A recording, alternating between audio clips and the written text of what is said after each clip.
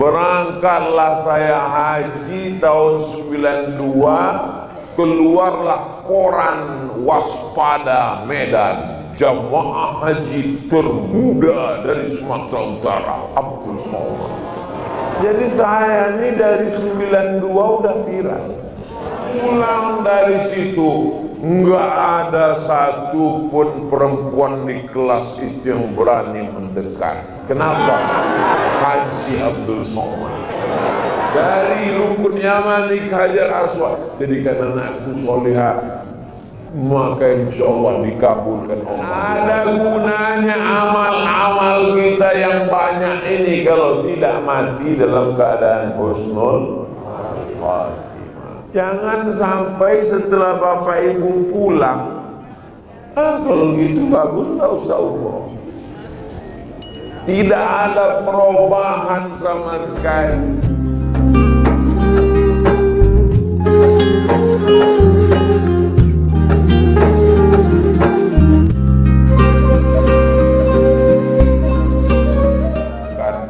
Jangan lupa bapak ibu, dari semua yang berangkat haji itu kebanyakan berangkat haji itu bukan dari uang dia, bukan dari biaya dia.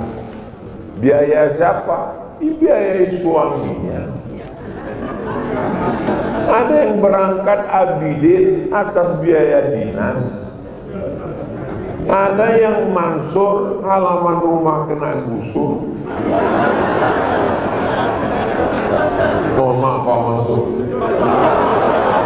Mohon maaf Pak Abidin. Aduh, ini gak enak. Berapa banyak?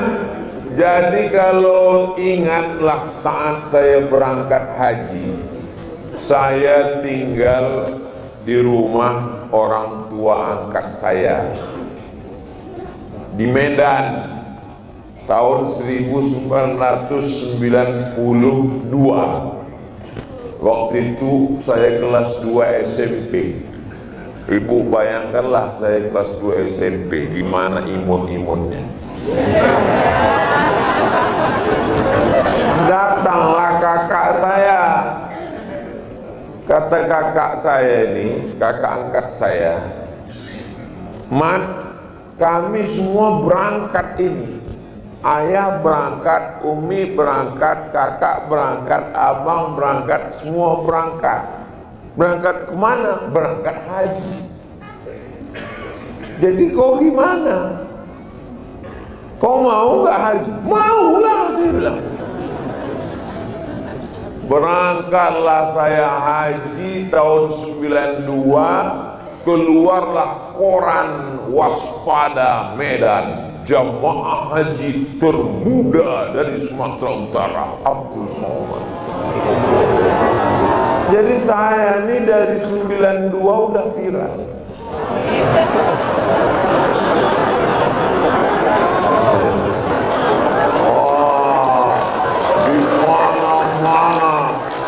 Datang orang, mana anak kelas 2 berangkat sampai di Makkah, sampai di Madinah. Kami gelombang pertama Madinah, habis ke Makkah, kelas 2 SMP. Pulang dari situ nggak ada satupun perempuan di kelas itu yang berani mendekat. Kenapa? Haji Abdul Somad. Dari saya, dari mulai SMP sampai SMA sampai kuliah, itu SMP SMA, karena sudah dikasih tahu itu Haji Abdul Somad. Orang nggak berani. Bagus mendidik anak-anak. Jadi ibu bapak yang membawa anaknya kemari, itu pendidikannya luar biasa. Ini anak-anak dibawa, oh tentu, Masya Allah, anak dibawa. Nanti temannya kan ngomong, kau kan udah umroh kan? Iya. Kok nggak pakai jilbab? Kok orangnya pendek? Ini pendidikan luar biasa. Mudah-mudahan dengan dididik, didoakan, ibu mendoakan, Di atas bukit Sofa jadikan anakku solihah. Di atas bukit Marwah jadikan anakku solihah. Di depan Ka'bah jadikan anak solihah. Dari rukun Yaman di Hajar Aswad jadikan anakku solihah.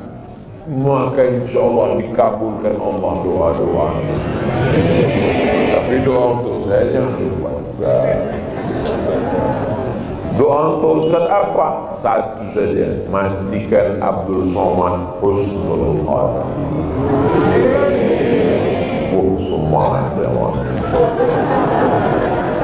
Tidak ada gunanya amal-amal kita yang banyak ini kalau tidak mati dalam keadaan husnul khatimah. Umrohnya sudah, tawafnya sudah, sa'inya sudah, tahallulnya sudah, gundulnya sudah.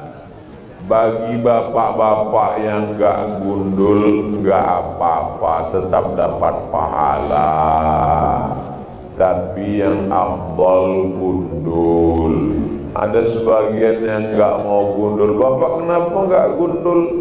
Ini Pak Ustadz bukan enggak gundul, ini memang gundul, ini wig Pak Ustadz.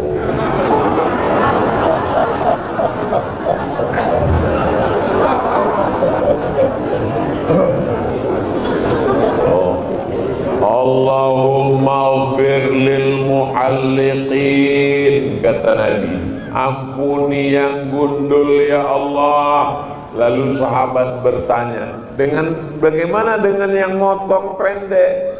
Nabi doa lagi, Allahumma ighfir lil muhalliqin. Nanya lagi, gimana dengan yang motong pendek? Allahumma ighfir lil muhalliqin. 3 kali Nabi doakan. Habis itu baru kata Nabi, walil muqassirin, yang potong pendek juga. Tapi ibu-ibu kan nggak ada yang gundul kan? Ujung rambutnya saja dipotong, itu insya Allah selesai sudah, dan kita akan kembali ke tanah air dengan membawa spirit semangat kebersamaan ini.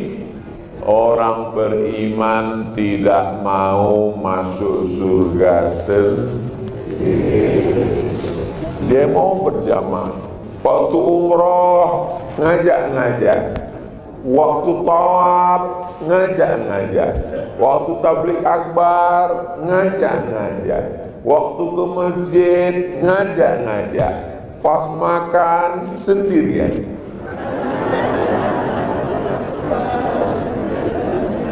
Almar'u ma'a man ahab, orang akan bersama dengan siapa yang dia cintai. Kita berkasih sayang di sini karena Allah, bukan karena politik, bukan karena partai, bukan karena golongan, bukan karena perusahaan. Kita semua bersaudara karena la ilaha illallah Muhammadur Rasulullah. Bersaudara kita di Indonesia, bersaudara di kota Makkah, bersaudara di surga Jannatul Firdaus. Doakan supaya Ustaz Abdul Somad, anak cucunya semuanya menjadi orang baik sampai hari kiamat. Ketika Bapak Ibu mendoakan di masjid, di depan Ka'bah, di tengah malam, saat i'tikaf, ada waktu 2 malam lagi, maka saat itu apa kata malaikat? Amin, kabulkan doa orang ini, walaka misluh, kau dapat yang sama seperti yang kau doakan. Malaikat paling banyak di antara Hijr Ismail dan Hajar Aswad. Hijr Ismail, Hajar Aswad. Disitulah beriktikaf, berdoa berlama-lama, pejamkan mata, terbayang wajah siapa yang datang, terbayang doakan. Wajah Pak RT yang paling sulit ngurus KTP. Ya Allah, panjangkan umurnya ya Allah, supaya dia, ada orang tetangga saya Pak Ustadz sombongnya minta ampun. Pas saya berdoa depan Ka'bah, wajah dia terbayang. Apa kamu doakan? Ya Allah, panjangkan umurnya supaya dia bisa melihat kesuksesanku di masa akan datang. Apa ini doa apa ini? Doakan orang supaya dapat hidayah. Seperti doa Nabi, Allahumma hdi qaumi fa innahum la ya'lamun. Jangan doakan yang tak baik. Ya Allah, kalau bisa matikan dia. Kalau bisa jangan langsung mati, buat stroke agak 6 bulan. Napasnya sesak, jantung koroner, diabetes meletus, asam urat, asam lambung, dan asam-asam lainnya. Jangan sampai keluar dari mulut kita ini kata-kata yang kotor. Karena selama di Makkah Madinah yang keluar adalah yang baik. Selama di Madinah, Allahumma sholli ala sayyidina Muhammad wa ala ali sayyidina Muhammad. Allahumma sholli ala sayyidina Muhammad wa ala ali sayyidina Muhammad. Allahumma sholli ala sayyidina Muhammad. Saya memang selama di Madinah itu enggak pernah ngomong lain Pak Ustaz.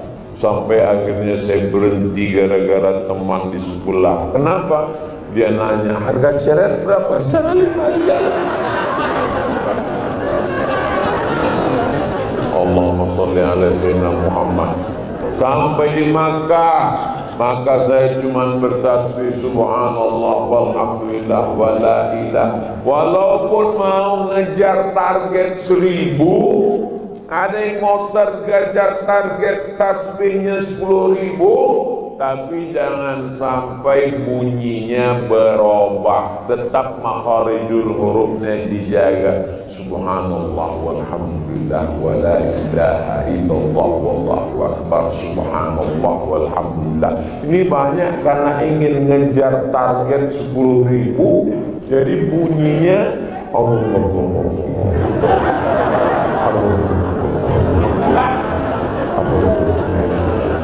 nanti dalam catatan malaikat kumur.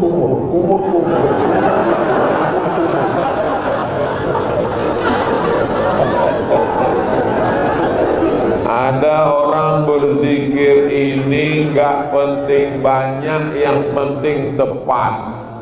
Subhanallah walhamdulillah wala ilaha illallah wallahu akbar. Tapi ada orang yang ngejar target sehari mesti 1000. Setelah dapat 1000 cepat, habis itu dipotong, langsung upload. Alhamdulillah hari ini sudah 1000. Kalau mengupload jangan tunjukkan amal kita. Kalau mengupload itu sebutkan dalil-dalilnya. Kalau mengupload itu menceritakan kebaikan-kebaikan untuk motivasi. Mudah-mudahan tidak cuma dia sendiri, tapi mendapatkan. Saya ingin setelah jamaah umrah akbar bersama Ustaz Abdul Somad ini pulang, yang sebelumnya nggak ada niat umrah menjadi ada niat pergi umrah. Saya dulu Pak Ustadz pelit, tapi setelah melihat ibu-ibu itu berangkat umrah dengan Ustaz Somad, saya ingin istri saya juga berangkat. Saya maunya begitu. Jangan sampai setelah bapak ibu pulang, kalau gitu bagus, nggak usah umroh. Tidak ada perubahan sama sekali. Tidak ada yang menunjukkan dakwah kepada Allah SWT.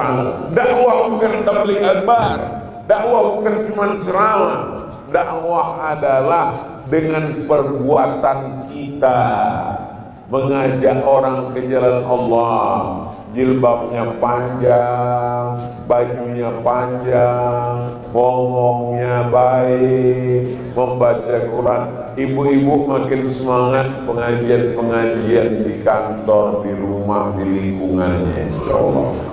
Bapak-bapak pula semakin semangat sholat istiqomah, karena selama di sini qalbuhu mu'allaqun fil masajid, hatinya sudah tergantung di masjid. Ada saudara kita, jamaah kita, jamaah umroh akbar, minta foto di depan Ka'bah. Fotokan saya Pak Ustaz. Setelah foto habis tawaf, sa'i putaran kedua, meninggal dunia dalam keadaan berwudu, dalam keadaan kain ihram, di tanah suci Makkah, di dalam Masjidil Haram. Tanda-tanda husnul khotimah ada padanya. Rupanya dia minta gambar, itu gambar yang terakhir dia di dunia, di depan Ka'bah. Amal dia terakhir di dunia umrah, sudah dikebumikan untuk beliau, untuk saudara, untuk ayah ibu kita, untuk segala urusan kebaikan. Kita membaca, bertawassul kepada Allah dengan membaca surah Al-Fatihah.